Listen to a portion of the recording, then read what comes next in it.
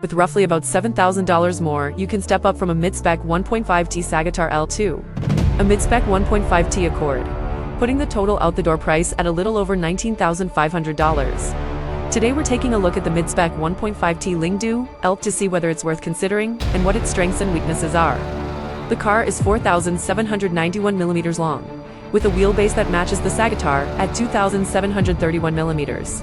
But its front and rear track widths and overall body width are each about 1 inch wider than the Sagitar L, and combined with its wider-looking design, its road presence actually feels closer to a compact midsize sedan than a traditional compact. In terms of power, it uses a 160 horsepower 1.5T EV02 engine paired with a wet dual-clutch transmission, with a real-world 0 to 60 miles per hour time equivalent of about 8.6 seconds. Power reserves are more than adequate.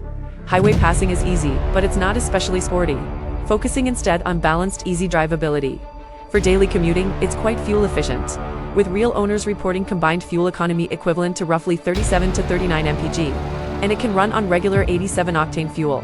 On the exterior, after the August facelift, 2 air duct-style elements were added to both sides of the front bumper, visually softening the lower edge so it doesn't look as sharp as before, though it still carries a slightly aggressive, edgy look.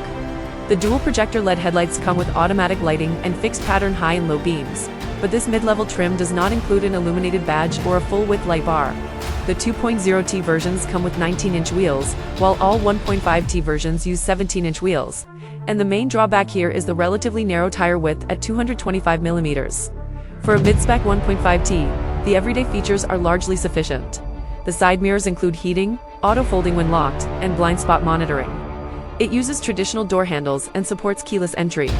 Front and rear parking sensors and a backup camera are all included. However, the tailgate on this trim is manually operated.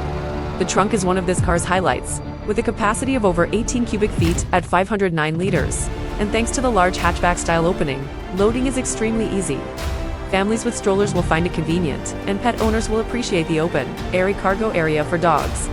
Remove the parcel shelf and fold down the rear seats to connect the space, and it becomes almost like a small cargo bay, offering impressive carrying capacity with a hint of VWCC practicality.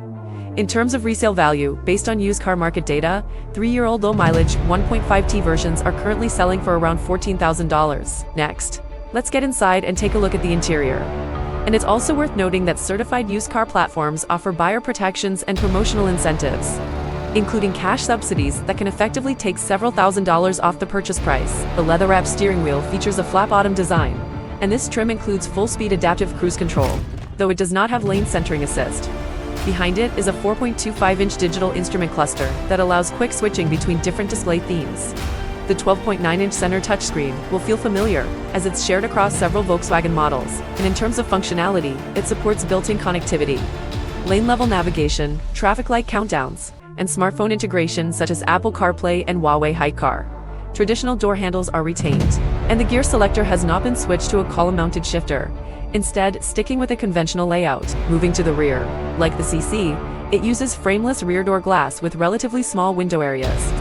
The rear door opening itself isn't very large, but once seated inside, the cabin feels quite spacious for someone my size at 5 feet 10 inches tall and about 350 pounds.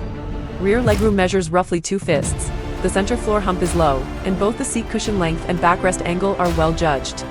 The rear seats retain basic air vents and 2 charging ports, but like the Sagitar L, there's no center armrest. Although the roofline slopes slightly, the sunroof itself is not very large, allowing the headliner to be carved out upward, so rear headroom is actually quite generous. With its wider body, hatchback tailgate, and frameless doors, and assuming the same powertrain, wheelbase, and equipment level, it costs roughly $500 to $700 more than the Sagitar L. If the decision were purely between this and the Sagitar L, I'd personally be willing to spend the extra money on the Lingdu L because it looks better and is more practical, but the issue is that the Sagitar L's price is already close to that of a true midsize sedan, and adding another $500, $700 pushes it even higher.